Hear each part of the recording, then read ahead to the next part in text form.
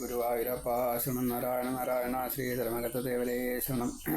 ശ്രീമന്നാരായണീയം ദശകം 40 8ാമത്തെ ശ്ലോകം വരെ നമ്മൾ വായിച്ചു. പൂതന മരിച്ചു വീണു എന്നാണ് പറഞ്ഞത്.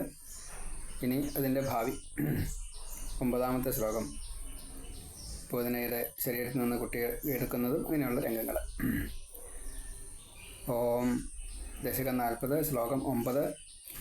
ഭയദഘോഷണ ഭീഷണ വിഗ്രഹ ശ്രവണ ദർശന മോഹിത വല്ലവേ വ്രജപദേ തദുരസ്ഥല ഖേളനം നനുഭവന്തമഗൃഹത ഗോപികാം. വ്രജപദേ, ഈ ഗോകുലത്തിൽ ഭയദഘോഷണ ഭീഷണ വിഗ്രഹ ശ്രവണ ദർശന മോഹിത വല്ലവേ. ഭയം ഉണ്ടാക്കുന്നതായിട്ടുള്ള ഘോഷണം, വലിയ ഗർജന, ഭീഷണം, അത് പേടിപ്പെടുത്തുന്ന വിഗ്രഹം, വലിയൊരു ശരീരം, ശ്രവണം, അത് കേട്ടുകഴിഞ്ഞപ്പോൾ, ദർശനം കണ്ടു കഴിഞ്ഞപ്പോൾ, മോഹിക്കപ്പെട്ടതായിട്ടുള്ള വല്ലവേ, ഈ ഗോപികൾ, ഗോപജനങ്ങൾ, ഗോപസ്ത്രീകൾ. അപ്പോൾ ഈ വ്രജ മണ്ഡലത്തിൽ, ഈ ഗോകുലത്തിൽ ഭയത്തെ ഉണ്ടാക്കുന്നതായിട്ടുള്ള അതിഗംഭീരമായിട്ടുള്ള ശബ്ദമുണ്ടായി. പൂതനയുടെ ഗർജനം ഇടിവെട്ടൽ പോലെ കേട്ടു. ഭീഷണം, ഏതൊക്കെ തരത്തിലാണ് ഭീതി ഉണ്ടായത് വെച്ചാൽ ശരിയ. അങ്ങനെ അതിഭയങ്കരമായിട്ടുള്ള ഭയാനകമായിട്ടുള്ള വിഗ്രഹം, വലിയ ശരീരമാണ്. കാട്ടാളത്തിയുടെ, രാക്ഷസിയുടെ കറുത്തിരുണ്ട ഈ വലിയ ശരീരം. ശ്രവണം, അതേപോലെ ഈ ശബ്ദങ്ങൾ പലതും കേട്ടു.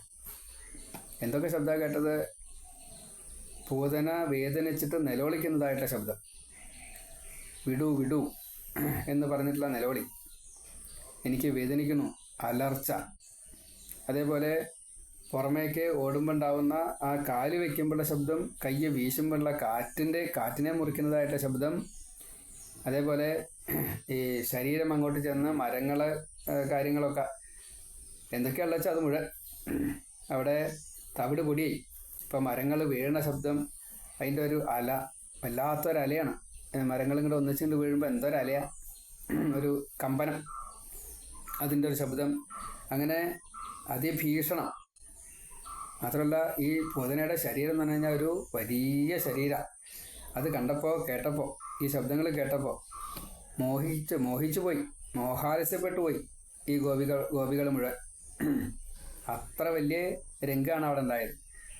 ഭയദഘോഷണ ഭീഷണ വിഗ്രഹ ശ്രവണ ദർശന മോഹിത വല്ലവേ.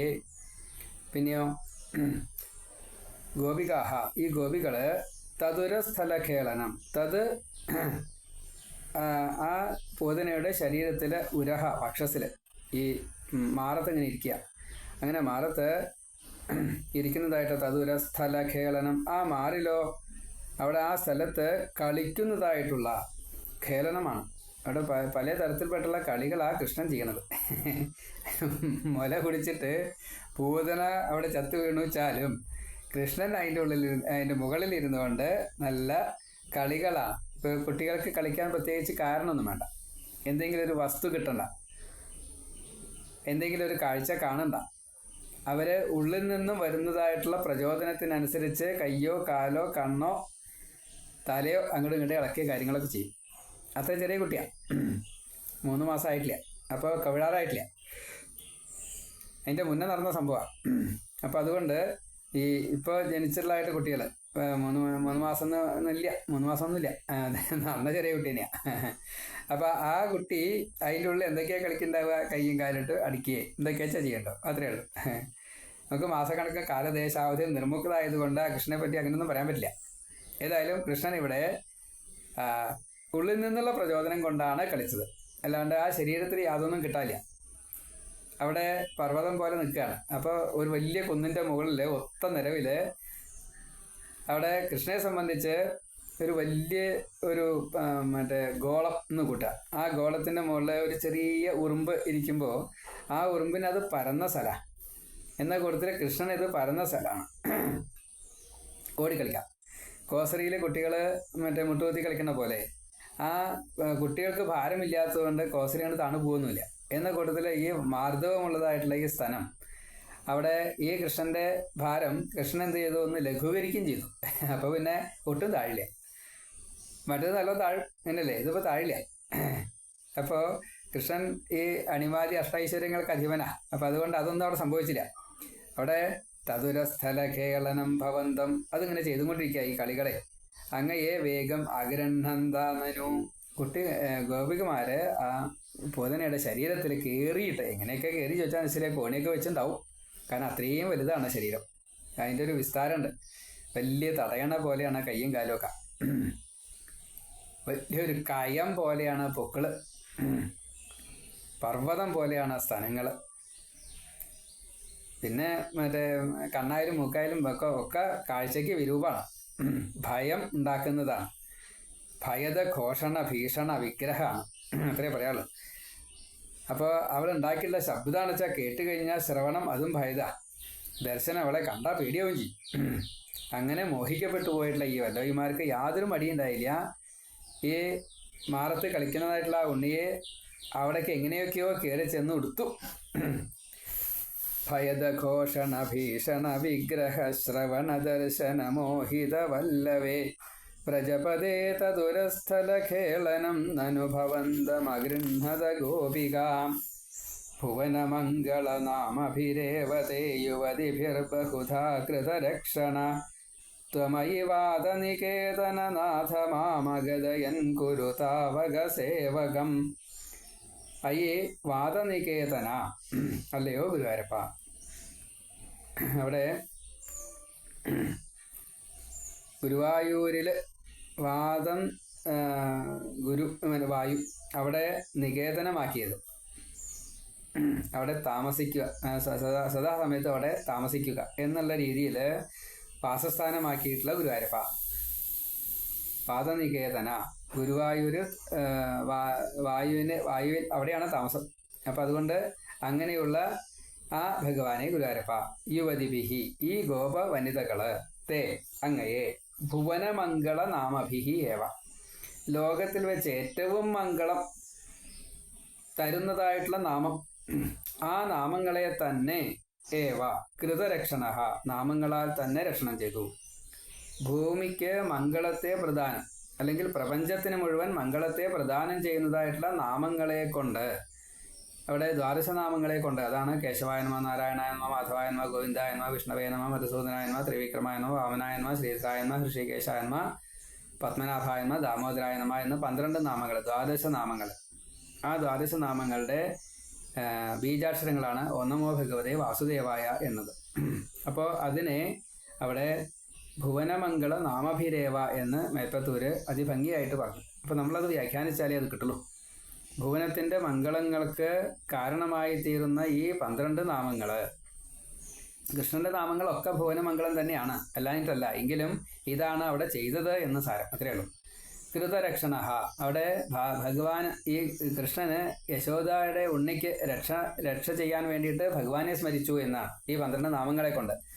അങ്ങ് ഇപ്രകാരം ചെയ്യിച്ചതായിട്ടുള്ള ഭഗവാനെ, അത് സ്വീകരിച്ചതായിട്ടുള്ള ഭഗവാനെ അങ്ങ് അഗതയൻ എൻ്റെ ഈ രോഗമില്ലാത്തവനാക്കിയിട്ട്, എനിക്ക് ഇപ്പോൾ ഗതമില്ലാത്ത രീതിയിൽ, ഗതം വെച്ചാൽ രോഗമാണ്, അപ്പം അങ്ങനെയുള്ള ഈ വിഷമങ്ങളൊന്നും ഇല്ലാത്ത രീതിയിൽ ഗതമുണ്ടാക്കുന്നതാ. അപ്പോൾ ഗതം ഉണ്ടാക്കാതിരിക്കാൻ വേണ്ടിയിട്ട് അഗതയൻ എനിക്ക് വേദനകളൊന്നും ഇല്ലാതെയാക്കുന്ന രീതിയിൽ രോഗത്തെ ഇല്ലാണ്ടാക്കി തരൂ എന്ന്. എന്താ കാരണം? താവക സേവക, ഞാനിപ്പോൾ അങ്ങയുടെ സേവകനാ. ഭക്തിയോട് കൂടിയിട്ട് എന്നും അങ്ങയെ സേവനം ചെയ്യാനുള്ള അനുഗ്രഹത്തെ തരൂ, കുരു, അങ്ങനെ തീർത്താലും ചെയ്യൂ എന്നാണ്. താവക സേവക കുരു, ഞാൻ അങ്ങയുടെ സേവകനായിട്ട് ഭവിക്കാൻ വേണ്ടി അങ്ങ് തന്നെ എന്നെ കൊണ്ട് അങ്ങനെ ഒരു ഭാവത്തിലേക്ക് എത്തിക്കൂ. ഉത്തരവാദിത്തം മേൽപ്പത്തൂരിനല്ല, ഉത്തരവാദിത്തം ശ്രീകൃഷ്ണ. നമ്മളൊക്കെ അങ്ങനെയല്ലേ പറയാറ്, ഭഗവാൻ എന്നെ കൊണ്ട് അതാണ് ചെയ്യിച്ചാൽ പോരെ, എന്നാൽ കാര്യം എത്ര നന്നായി. കുട്ടികൾ പറയണ പോലെ പഠിക്കൊന്നുമില്ല. അവിടെ പോയിട്ട് പരീക്ഷ എഴുതുമ്പോൾ ആ പരീക്ഷ അപ്പാണ്ട് തോന്നുക എന്നെ കൊണ്ട് അതാണ്ട് എഴുതിക്കുക, എന്നിട്ട് എനിക്ക് ക്ലാസ്സിൽ ഫസ്റ്റ്, സ്കൂളിൽ ഫസ്റ്റ്, പിന്നെ ജില്ലയിൽ ഫസ്റ്റ്, സ്റ്റേറ്റിൽ ഫസ്റ്റ്, പിന്നെ കൺട്രിയിൽ ഫസ്റ്റ്. പഠിക്കൊന്നുമില്ല, ഒക്കെ ഉത്തരവാദിത്വം ഭഗവാന് എന്ന കൂട്ടത്തിലൊരു സൂത്രത്തിൽ പറഞ്ഞതാണ് എന്നെ താവക സേവക ഗുരു. ഇത് മേൽപ്പത്തൂരിൻ്റെ ഭാഷയല്ല കേട്ടോ, മേൽപ്പത്തൂർ അങ്ങനെ പറഞ്ഞു എന്നേ ഉള്ളൂ, ഉദ്ദേശം നമ്മളെ ഉദ്ദേശിച്ചിട്ടാ. അപ്പം നമ്മൾ ഭഗവാനോട് പറയാണ്, അതെ ഭഗവാനെ, ഞങ്ങൾക്ക് ഓരോരുത്തർക്കും മാം എന്നാണ് പറഞ്ഞത്, അപ്പോൾ പ്രത്യേകമാണ്. മാം അഗതയൻ താവക സേവക ഗുരു. ഭഗവാനെ, എന്നെ എനിക്കൊരു വേദനയില്ലാത്ത രീതിയിൽ അങ്ങയുടെ സേവകനാക്കിയിട്ട് മാറ്റണേ, ഞാൻ ചെയ്യുന്നതൊക്കെ ഭഗവാൻ സ്വീകരിക്കുമാറാകണേ. ഇത്ര സൂത്രശാലിയാണ് ആ പണ്ഡിതനായിട്ടുള്ള ഈ മേൽപ്പത്തൂര്.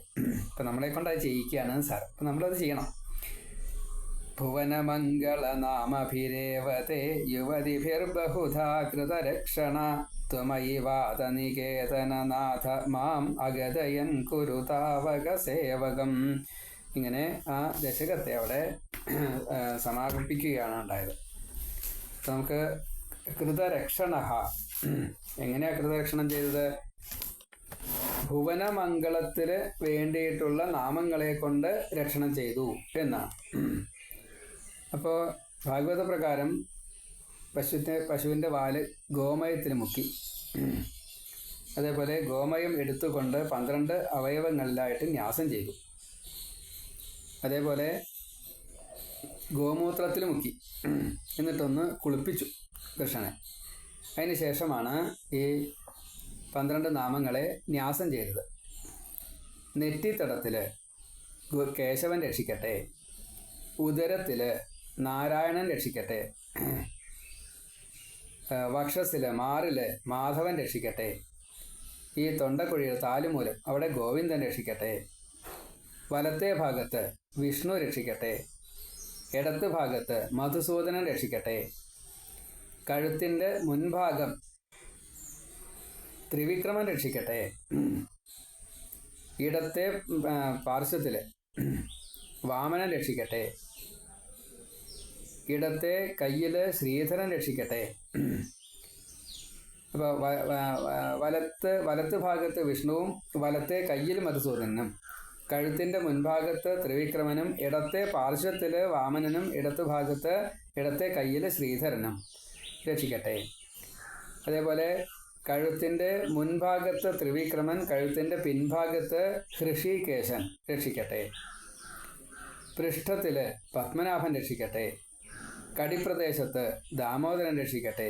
ഇങ്ങനെ പശുവിൻ്റെ വാലുകൊണ്ട് ഈ ഗോമയത്തിൽ ചാണകത്തിൽ മുക്കിയിട്ടാണ് ന്യാസം ചെയ്തത്.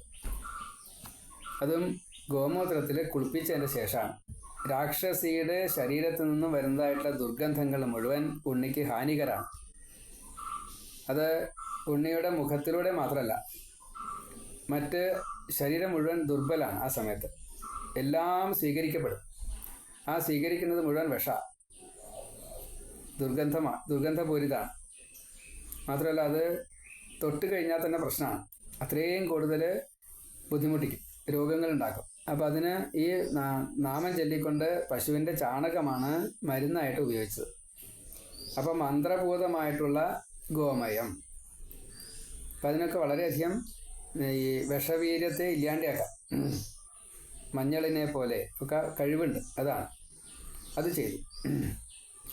പിന്നെ അം നമഃ പാദയോ, മം നമഃ ജാനുനോ കാൽമുട്ടിന്, യം നമഃ പൂർവോ 12 അവയവങ്ങളാണ്. അം നമഃ കട്ട്യേ, അം നമഃ ഉദരേ, കേം നമഃ ഹൃദയേ, ഈം നമഃ അംസേ, ഇം നമഃ കണ്ഠേ, വിം നമഃ ഭുജയോ, ഈം നമഃ മുഖേ, ഈം നമഃ മൂർധ്നി. ഇങ്ങനെയാണ്. അപ്പോൾ എല്ലാ ദിക്കിലും ഭഗവാന്റെ ഈ നാമങ്ങളെ ഉൾപ്പെടുത്തിക്കൊണ്ട് 12 അവയവങ്ങളെ, ശരീരത്തിൻ്റെ പാദം മുതൽ കേശം വരെ, കേശം മുതൽ പാദം വരെ, ഈ 12 നാമങ്ങളെ കൊണ്ട് ഭഗവാൻ തന്നെ ഈ ഉണ്ണിയെ രക്ഷിക്കുമാറാകട്ടെ എന്ന് ന്യാസം ചെയ്തു. അപ്പം അതിനുശേഷമാണ് ഈ മന്ത്രത്തെ ചൊല്ലിയത്. കവച ബാലരക്ഷാ കവചമായിട്ടുള്ള ഈ അവ്യാദജോഘ്രി മണിമാംസ്തവ ജാന്വധോരു യജ്ഞോച്യുത കടിതടം ജഠരം ഹയാസ്യ ഹൃത് കേശവസ്തുര ഈശ ഇനസ്തു കണ്ഠം വിഷ്ണുർഭുജം മുഖമുരുക്രമ ഈശ്വര കം. ആദ്യത്തെ ശ്ലോകം 22-ാമത്തെ 6-ാമത്തെ അധ്യായത്തിൽ 22-ാമത്തെ ശ്ലോകം ദശമത്തിൽ. ഇതൊരു പ്രാർത്ഥനാ രൂപത്തിലുള്ള ഒരു കവചം. അജൻ എന്ന് പറഞ്ഞാൽ തന്നെ ജന്മമില്ലാത്തയാൾ. ആ ഭഗവാൻ അവ്യാത് അജഹ അഘ്രി. അഘ്രി എന്ന് പറഞ്ഞാൽ കാലടികളെ ഭഗവാന്റെ രക്ഷ ചെയ്യേണ്ടത് ഈ അജനായിട്ടുള്ള ഭഗവാനാണ്, ജന്മമില്ലാത്ത. പിന്നെയോ അണിമാൻ അഘ്രിം എന്നാണ്, അവ്യാത് അജോഘ്രിം എന്നാണ്. അഘ്രിം അവ്യാത് അജഹ അഘ്രിം, അഘ്രിയെ. അജൻ അവ്യാത് എന്നാണ് രക്ഷിക്കട്ടെ. പിന്നെ അണിമാൻ തവ ജാനു, അണിമാൻ നിന്റെ ജാനുക്കളെ രക്ഷിക്കട്ടെ. അപ്പോൾ കണങ്കാല അതിൻ്റെ മുകളിലേക്ക് മറ്റേ ഞെരിയാണി അങ്ങനെയുള്ള സ്ഥലത്ത് രക്ഷിക്കട്ടെ. പിന്നെ ഊരു യജ്ഞൻ, ഊരു യജ്ഞ രക്ഷിക്കട്ടെ. അഥ ഊരു യജ്ഞ, ഈ യജ്ഞൻ നിന്റെ തുടകളെ രക്ഷിക്കട്ടെ. പിന്നെ അച്യുത കടിതടം, അച്യുതൻ ഈ കടിതടത്തെ രക്ഷിക്കട്ടെ. തുടയുടെ തൊട്ട് മീതിയായിട്ടുള്ള ഈ അരക്കെട്ട് എന്നർത്ഥം. പിന്നെ ജഠരം ഹയാസ്യ, ഹയത്തല, മുഖം ഹയ എന്ന് പറഞ്ഞാൽ കുതിരത്തലയെ, ജഠരഭാഗങ്ങൾ രക്ഷിക്കട്ടെ. പയറഭാഗങ്ങളൊക്കെ നാഭി പ്രദേശത്തൊക്കെ ഈ ഹയഗ്രീവൻ രക്ഷിക്കട്ടെ. ഹൃത് കേശവ, ഹൃദയം കേശവൻ രക്ഷിക്കട്ടെ. പിന്നെ ത്വത് ഉര ഈശ, ഉരസ് മാറിടം, അവിടെ ഈശൻ രക്ഷിക്കട്ടെ. പിന്നെയോ ഇനഹ തു കണ്ഠം, ഇനം എന്ന് പറഞ്ഞാൽ സൂര്യനാരായണനായിട്ടുള്ള ഭഗവാൻ കണ്ഠത്തെ രക്ഷിക്കട്ടെ. പിന്നെ വിഷ്ണുഹു ഭുജം, വിഷ്ണു നിന്റെ കയ്യ് രക്ഷിക്കട്ടെ. ഉരുക്രമഹ മുഖം ഉരുക്രമൻ രക്ഷിക്കട്ടെ. പിന്നെ സർവേശ്വരനായിട്ടുള്ള ഭഗവാൻ നിന്റെ ശിരസിനെ രക്ഷിക്കട്ടെ. കം എന്ന് പറഞ്ഞാൽ ശിരസ്, ശിരസിനെ ഈശ്വരൻ ശിരസിനെ രക്ഷിക്കട്ടെ. ഇനി ചക്രഗ്രത സഹഗതോ ഹരിരസ്തു പശ്ചാൽ ത്വൽപാർശ്വയോർധനുരസീ മധുഹാജനശ്ച കോണേഷു ശംഖ ഉരുഗായ ഉപര്യുപേന്ദ്രസ്താർക്ഷ്യക്ഷിതൗ ഹലധര പുരുഷ സമന്താത്. പിന്നെ പാർശ്വങ്ങളിൽ വശങ്ങളിൽ രക്ഷ ചെയ്യാം. മുൻഭാഗത്ത് ചക്രി രക്ഷിക്കട്ടെ. ചക്രി അഗ്രഭാഗത്ത് ചക്രി രക്ഷിക്കട്ടെ. മുൻഭാഗത്ത് സുദർശന ചക്രം ധരിച്ചതായിട്ട് ഭഗവാൻ രക്ഷിക്കുമാറാകട്ടെ. പിന്നെ സഹഗതോ ഹരിഹി അസ്തു പശ്ചാത്, പിൻഭാഗത്ത് ഗദാധാരിയായിട്ടുള്ള ഹരി രക്ഷിക്കുമാറാകട്ടെ. ഇപ്പോൾ മുൻഭാഗത്ത് സുദർശന ചക്രം പിടിച്ച ഭഗവാൻ രക്ഷിക്കട്ടെ. പിൻഭാഗത്ത് ഈ ഗദാധാരിയായിട്ടുള്ള കൗമോദകി ഗദ ധരിച്ച ഭഗവാൻ രക്ഷിക്കട്ടെ. സുദർശന ചക്രം മുൻഭാഗം, പിൻഭാഗത്ത് ഗദാധാരി. പിന്നെ വലത്ത് ഭാഗത്ത് വില്ല് ധരിച്ച മധുവിനെ കൊന്നതായിട്ടുള്ള ത്വൽ പാർശ്വയോഹോ ധനുഹു അസി മധുഹ ജനശ്ച. ഇവിടെ വലതു ഭാഗത്ത് വില്ല് ധരിച്ചതായിട്ടുള്ള മധുവിനെ കൊന്നതായിട്ടുള്ള മധുകേടവന്മാർ ധരിച്ചതായിട്ടുള്ള വിഷ്ണു രക്ഷിക്കട്ടെ. ഇടതുഭാഗത്ത് വാൾ ധരിച്ചതായിട്ടുള്ള ത്വത് പാർശ്വയോഹോ ധനുഹു അസി, വില്ല് ധരിച്ചതായിട്ടുള്ള മധു, അതേപോലെ വാള് ധരിച്ചതായിട്ടുള്ള ഭഗവാൻ രക്ഷിക്കുമാറാകട്ടെ. വാള് നന്ദകം അല്ലെങ്കിൽ വിദ്യാധരം. ഭഗവാന്റെ വാളിൻ്റെ പേര് നന്ദകം എന്ന വാള്, അസി എന്ന് പറഞ്ഞാൽ വാളാണ്. അതേപോലെ വിദ്യാധരം എന്ന വാള്, അത് പിടിച്ച ഭഗവാൻ രക്ഷിക്കട്ടെ. പിന്നെ കോണേഷു ശംഖ് പിടിച്ചതായിട്ടുള്ള ഭഗവാൻ കോണുകളിൽ രക്ഷിക്കട്ടെ. പിന്നെ ഉരുഗായ ഉപരി ഉപേന്ദ്ര,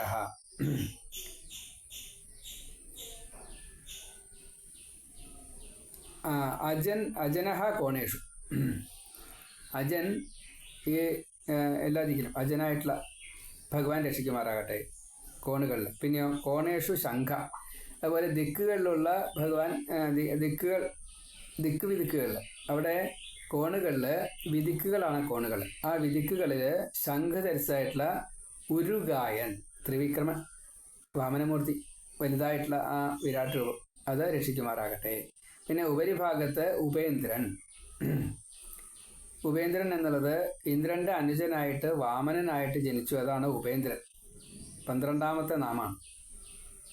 12 സൂര്യന്മാരിൽ ഈ 12ാമത്തെ സൂര്യനായിട്ട് ഇന്ദ്രൻ കഴിഞ്ഞിട്ട് ഉപേന്ദ്രനായിട്ട് ഭഗവാൻ വാമനനായിട്ട് വന്നു എന്നാണ്.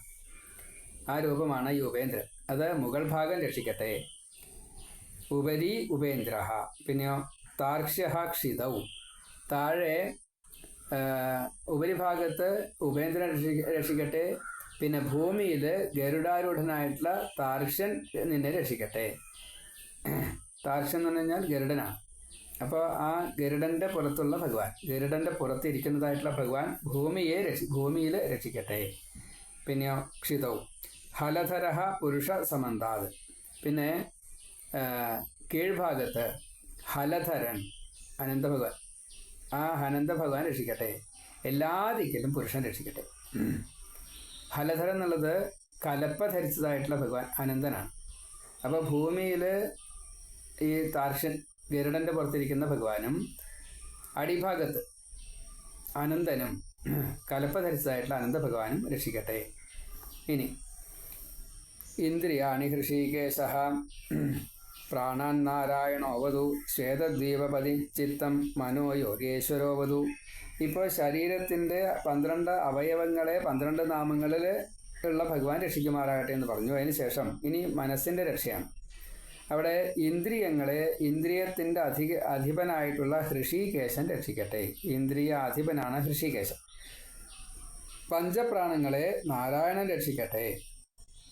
ചിത്തത്തെ ശ്വേതദ്വീപ അധിപനായിട്ടുള്ള ഭഗവാൻ അനിരുദ്ധൻ രക്ഷിക്കട്ടെ എന്നാണ്. മനസ്സിനെ യോഗേശ്വരൻ രക്ഷിക്കട്ടെ.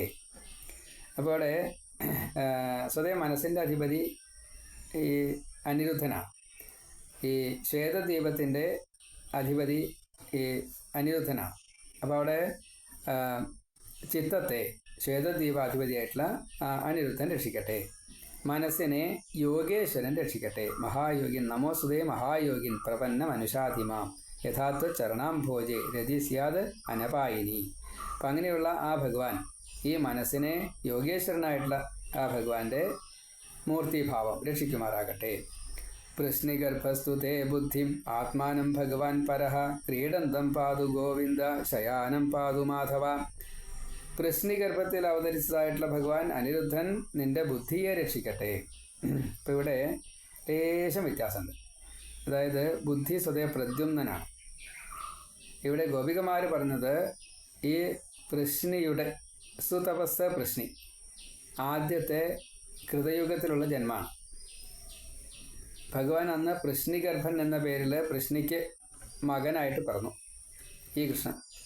അപ്പോൾ ആ പൃശ്നിഗർഭൻ എന്നുള്ള പേരിൽ അവതരിച്ചതായിട്ടുള്ള ആദ്യത്തെ സുതപസ്സിൻ്റെ മകനായിട്ടുള്ള ഈ പൃശ്നിയുടെ പുത്രനായിട്ടുള്ള ഭഗവാൻ, അത് അനിരുദ്ധനാണ് അന്ന് പൃശ്നിഗർഭനായിട്ട് വന്നത്. എല്ലാവരും ഒന്ന് തന്നെയാണ്, എന്നാലും ശരി മൂർത്തി വ്യത്യാസമുണ്ട്. ആ മൂർത്തിക്കനുസരിച്ച് അവിടെ ബുദ്ധിയെ രക്ഷിക്കട്ടെ എന്നാണ്. അപ്പോൾ അവിടെ പ്രദ്യുമ്നനാണ് സ്വതേ ബുദ്ധിയുടെ അധിഷ്ഠാന ദൈവം, അധിഷ്ഠാന ദേവത പ്രദ്യുമ്നനാണ്. എന്തായാലും ഇവിടെ അനിരുദ്ധൻ ബുദ്ധിയെ രക്ഷിക്കട്ടെ. അതിൻ്റെ പ്രത്യേകത എന്താ വെച്ചാൽ ജീവനും മനസ്സും തമ്മിലാണ് എപ്പോഴും ബന്ധം. അത് ഏത് ശരീരം സ്വീകരിച്ചാലും, സസ്യമായാലും തിര്യക്കായാലും മനുഷ്യനായാലും ദേവനായാലും മനസ്സൊപ്പുണ്ട്, ഈ ജീവൻ്റെ ഒപ്പുണ്ടാവും. ആ മനസ്സാണ് ഈ കർമ്മബാക്കി കാമബാക്കി കൊണ്ടുവരിക. കർമ്മബാക്കിയും കാമബാക്കിയാണ് നമ്മുടെ കാമബാക്കി കൊണ്ടാണ് കർമ്മം ചെയ്യേണ്ടി വരിക. കാമബാക്കി ഉണ്ടെങ്കിലേ കർമ്മം ചെയ്യുള്ളൂ, കർമ്മം ചെയ്താലേ ഫലം ഉണ്ടാവുള്ളൂ. കർമ്മത്തിൻ്റെ ഫലം കൊണ്ടാണ് പ്രാരബ്ധം തീർക്കുക.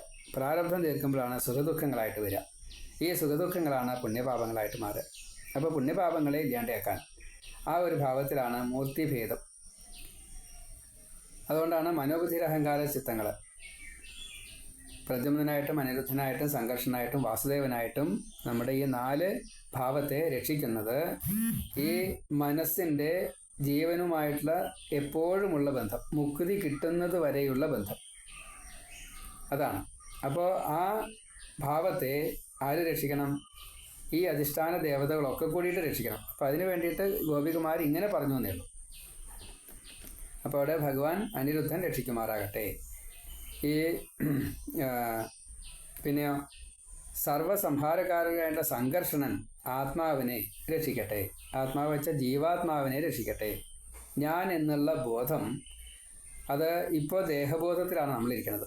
ആ ദേഹബോധമല്ലാതെ കണ്ട് ഞാൻ ബ്രഹ്മാംശമാണ് എന്നുള്ള ബോധത്തിൽ നമ്മൾ എത്തണം. ഇപ്പം പറയാനേ പറ്റൂ. പറയലും അനുഭവിക്കലും എളുപ്പമല്ല. ജീവാത്മാവായിട്ട് സ്വയം അറിയാൻ കഴിഞ്ഞുവെങ്കിൽ അന്യൻ്റെ ഈ ജീവൻ എന്തൊക്കെ ആഗ്രഹിക്കണു അത് മുഴുവൻ അറിയാൻ സാധിക്കും. അവനവൻ്റെ തന്നെ ഈ ജീവനെ അറിയാമെങ്കിൽ പൂർവ്വജന്മങ്ങൾ, ഭാവി ജന്മങ്ങൾ ഒക്കെ അറിയാൻ പറ്റും. അതോ ഈ ജന്മം കൊണ്ട് മുക്തി കിട്ടുമോ അറിയാൻ സാധിക്കും. അതേപോലെ തന്നെ ഇതുവരെ അനുഭവിച്ചതായിട്ടുള്ള മുഴുവൻ കാര്യങ്ങളെയും ഓർമ്മ കിട്ടും.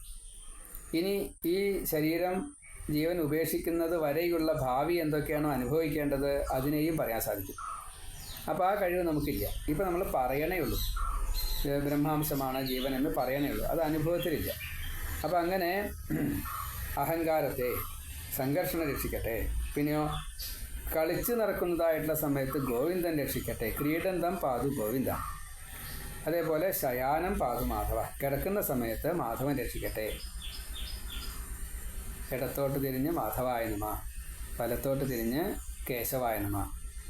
ഇടത്തോട്ട് തിരിഞ്ഞ് മാധവായ നമ എന്ന് കിടന്നുറങ്ങുക. വലത്തോട്ട് തിരിഞ്ഞ് കേശവായ നമ എന്ന് പറഞ്ഞ് എഴുന്നേൽക്കുക, ഭൂമിയെ തൊട്ട് തലയിൽ വയ്ക്കുക. അപ്പോൾ ഇവിടെ ഈ കിടക്കുന്ന സമയത്തും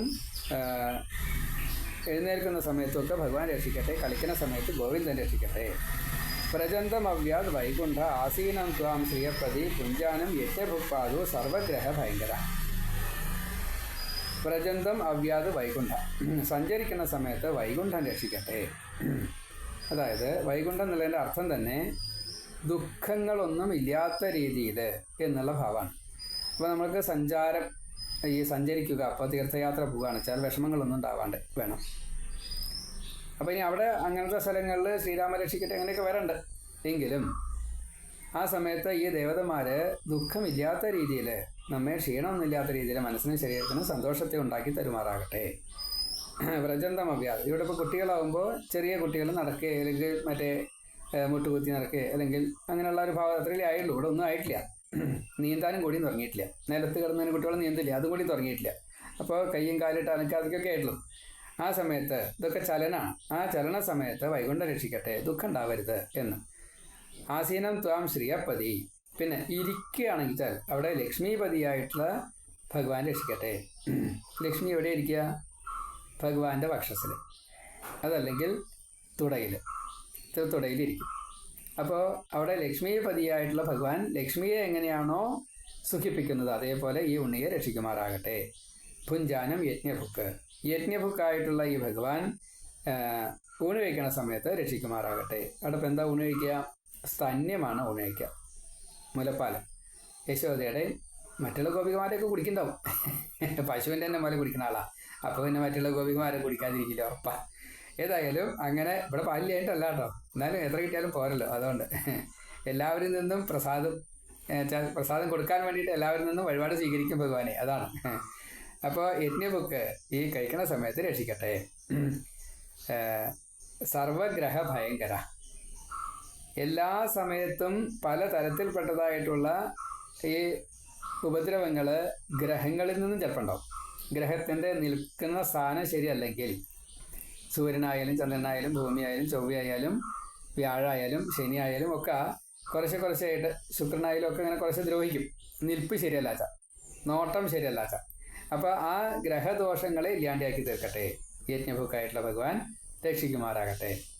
ഇനി മറ്റ് ചിലതാണ് പിന്നെ ഒന്നിച്ച് പറഞ്ഞത്. ഡാഗിന്യോ യാതുധാന്യശ്ച കൂഷ്മാണ്ഡോ യേ അർഭഗ്രഹാഃ ഭൂതപ്രേതപിശാചാശ്ച യക്ഷരക്ഷോ വിനായകാഃ കോടരാരേവതി ജ്യേഷ്ഠ പൂതനാമാതൃകാദയാ ഉന്മാദാ യേ ഹ്യപസ്മാരാദേഹ പ്രാണേന്ദ്രിയദ്രുഹഃ സ്വപ്നദൃഷ്ട മഹോത്പാദ വൃദ്ധബാലഗ്രഹാശ്ച യേ സർവേ നശ്യന്തു തേ വിഷ്ണോഹോ നാമ ഗ്രഹണ ഭീരവ. ഒടുക്കത്തെ വരിക്കാണ് പ്രാധാന്യം. എല്ലാ തരത്തിൽപ്പെട്ടതായിട്ടുള്ള ഉപദ്രവങ്ങളും വിഷ്ണുവിൻ്റെ നാമം ഗ്രഹിക്കുന്ന സമയത്ത് അതിനെ പേടിച്ചുകൊണ്ട്, ഈ ശബ്ദത്തെ പേടിച്ചുകൊണ്ട് നാരായണ എന്ന് ജപിക്കുമ്പോൾ കൃഷ്ണ കൃഷ്ണ, നാരായണ, രാമ, ഗോവിന്ദ, ദാമോദര, മാധവ എന്നിങ്ങനെ വിളിക്കുമ്പോൾ ഈ ശബ്ദം, വൈഖരി ശബ്ദം പുറത്തേക്ക് വരുമല്ലോ. ഈ ശബ്ദം കേട്ട് പേടിച്ചിട്ട് ആരൊക്കെയാണ് പോകേണ്ടത്? ദേഹങ്ങളെ, പ്രാണങ്ങളെ, ശരീരത്തിനെ, മനസ്സിനെയൊക്കെ ദ്രോഹിക്കുന്നതായിട്ടുള്ള, ഇന്ദ്രിയങ്ങളെയൊക്കെ ദ്രോഹിക്കുന്നതായിട്ടുള്ള ഡാഗിനി, യാതുധാനി, കൂഷ്മാണ്ഡൻ, ഭൂതം, പ്രേതം, പിശാച്, യക്ഷർ, രാക്ഷസര്, രക്ഷസുകള്, വിനായകന്മാര്, കോടര, രേവതി, ജ്യേഷ്ഠ, പൂതന, പിന്നെ മാതൃക്കളെ അമ്മമാരെന്നുള്ള അർത്ഥത്തിലല്ല. ഈ ചില ചീത്ത ചില അവരുണ്ട്, ഈ രാത്രി നിശാചരികളുണ്ട് അവര്. അതുപോലെ മനസ്സിന് ഉന്മാദാദികൾ ഉണ്ടാക്കുന്ന ചില ഭൂതപ്രേത ഇതൊക്കെ ബാധകളുണ്ടല്ലോ, ആ ബാധകള്, അതേപോലെ അപസ്മാരങ്ങള്, സ്വപ്നത്തിൽ കാണുന്ന ചില ദോഷങ്ങള്, പിന്നെ ബാലരൂപത്തിലെ വൃദ്ധരൂപത്തിലൊക്കെ കുട്ടികളെ ഉപദ്രവിക്കുന്നതായിട്ടുള്ള പലരുമുണ്ട് അവര്. അതേപോലെയുള്ള ഗ്രഹാദികൾ ഇങ്ങനെയുള്ള ചെയ്യുന്ന മുഴുവൻ ഇതൊക്കെ ഗ്രഹപ്പഴയാണ്. അത് മുഴുവൻ ഈ എങ്ങനെയാണ് നശിക്കേണ്ടത്, എങ്ങനെയാണ് അവരെ ഓടിപ്പോകേണ്ടത്? നമ്മൾ നാമം ജപിക്കുമ്പോൾ വിഷ്ണോർ നാമ ഗ്രഹണ ഭീരവഹ, അതാണ്. അപ്പം അത്രയും ഈ നാമം ജപിക്കുമ്പോൾ, ഉറക്കെ ജപിക്കുമ്പോൾ ഈ ശബ്ദം കേട്ടുകൊണ്ട് അവരൊക്കെ ഓടിപ്പോവും. അങ്ങനെ അവരെല്ലാവരും നമ്മെ രക്ഷിക്കുമാറാകട്ടെ എന്ന് ബാലരക്ഷ അതിഗംഭീരാണ്. അപ്പോൾ ഈ 12 നാമങ്ങളും ഈ ബാലരക്ഷയും സ്ഥിരമായിട്ട് രാവിലെയും വൈകുന്നേരവും ചെല്ലുക. ആകെ 1.5 മിനിറ്റ്, ഇത്രയും സമയം വേണ്ടു. ഇത് ചെയ്തു കഴിഞ്ഞാൽ നമ്മളെയും ഭഗവാൻ രക്ഷിക്കും, നമ്മളിലുള്ള ആത്മാവായി പുത്ര എന്നാണ്. അപ്പം നമ്മളിൽ ഉണ്ടായിട്ടുള്ള പുത്രന്മാരെയും രക്ഷിക്കും. അത് പുത്രനോ പുത്രിയോ എന്നുള്ളത് ഇല്ല കേട്ടോ, സന്താനം എന്നുള്ള അർത്ഥമുള്ളൂ, രക്ഷിക്കും. അപ്പം അതുകൊണ്ട് ഇത് രാവിലെയും വൈകുന്നേരവും നമ്മൾ ഈ ഗുളിക എഴുതുമ്പോൾ അങ്ങനെയാണല്ലോ, ബിഫോർ ആൻഡ് ആഫ്റ്റർ, മറ്റേ ഗുളിക കഴിക്കണം എന്നൊക്കെ പറയില്ലേ. അപ്പോൾ ഇവിടെ രാവിലെ ബിഫോർ ഭക്ഷണം, രാത്രി ആഫ്റ്റർ ഭക്ഷണം, കിടക്കാറാകുമ്പോഴാവേണ്ട. ഇനി സന്ധിക്ക് നാമം ചിലപ്പോൾ ചെയ്യോണ്ട് കുഴപ്പമുണ്ടായിട്ടല്ല, 3 സന്ധിക്ക് ആവാം, വേണ്ടല്ല, സാധാരണ അങ്ങനെ പറയാം. ഈ ബിഫോർ ആണ് രാവിലത്തെ. ഇപ്പോൾ ഈ ഷുഗറിനുള്ള അങ്ങനെ കണ്ടല്ലോ, ചിലതൊക്കെ ബിഫോർ ഗുളിക കഴിക്കണം എന്ന കൂട്ടത്തിൽ രാവിലെ ബിഫോർ ആണ് വേണ്ടത്, രാത്രി ആഫ്റ്റർ ആണ് വേണ്ടത്. അപ്പോൾ ആഫ്റ്റർ കിടക്കാറാകുമ്പോഴേ പാടും. ആ സമയത്ത് ഭക്ഷണമൊക്കെ കഴിഞ്ഞതിന് ശേഷം കിടക്കാറാകുമ്പോൾ ഈ നാമം ചെല്ലുക. ഓം കേശവായ നമോ, നാരായണായ നമോ, മാധവായ നമോ, ഗോവിന്ദായ നമോ, വിഷ്ണവേ നമോ, ഓം മധുസൂദനായ നമോ, ത്രിവിക്രമായ നമോ, വാമനായ നമോ, ശ്രീധരായ നമോ, ശ്രീകേശായ നമോ, പത്മനാഭായ നമോ, ദാമോദരായ നമോ, നമോ നാരായണായ നമോ, ഭഗവതി വാസുദേവായ, ഓം ശ്രീകൃഷ്ണായ നമ, ഓം വിഷ്ണവേ നമ. പിന്നെ നമോ ഭഗവതി തുഭ്യം വാസുദേവായ ധീമഹി പ്രദ്യുമ്നായ അനിരുദ്ധായ നമ സംഘർഷണായ ച. അപ്പോൾ 12, 4, 16 നാമായി. ഏതായാലും 22-ാമത്തെ 6-ാമത്തെ അധ്യായത്തിൽ, ദശമത്തിലെ 6-ാമത്തെ അധ്യായത്തിൽ 22-ാമത്തെ ശ്ലോകം മുതൽ 29-ാമത്തെ ശ്ലോകം വരെ ഒന്ന് വായിക്കാം.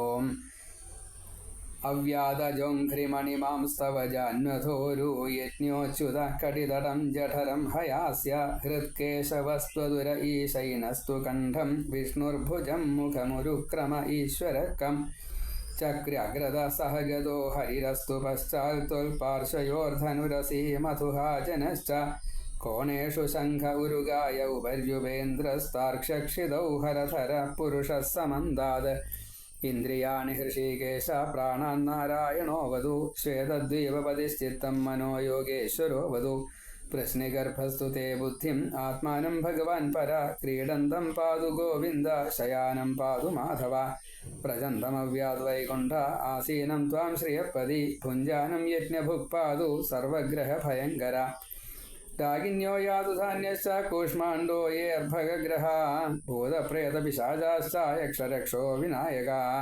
കോടരാ രേവതി ജ്യേഷ്ഠ പൂതന മാതൃകാദയ ഉന്മാദായേ ഹ്യപസ്മാരാ ദേഹപ്രാണേന്ദ്രിയദ്രുഹ സ്വപ്നദൃഷ്ടാ മഹോൽപാദ വൃദ്ധബാലഗ്രഹാശ്ച യേ സർവേ നശ്യന്തു തേ വിഷ്ണോർനാമഗ്രഹണഭീരവാ. ഓം കേശവായ നമോ, നാരായണായ നമ, ഓം മാധവായ നമ, ഓം ഗോവിന്ദായ നമ, ഓം വിഷ്ണവേ നമ, ഓം മധുസൂദനായ നമ, ഓം ത്രിവിക്രമായ നമ, ഓം ശ്രീധരായ നമ, ഓം ശ്രീകേശായ നമ, ഓം പത്മനാഭായ നമ, ഓം ദാമോദരായ നമ. ഓം നമോ ഭഗവതേ തുഭ്യം വാസുദേവായ ധീമഹി പ്രദ്യുമ്നായ അനിരുദ്ധായ നമ സംഘർഷണായ ച ഓം നമോ നാരായണായ ഓം നമോ ഭഗവതേ വാസുദേവായ ഓം ശ്രീകൃഷ്ണായ നമ ഓം വിഷ്ണവേ നമ ഓം ശ്രീ നാരായണ.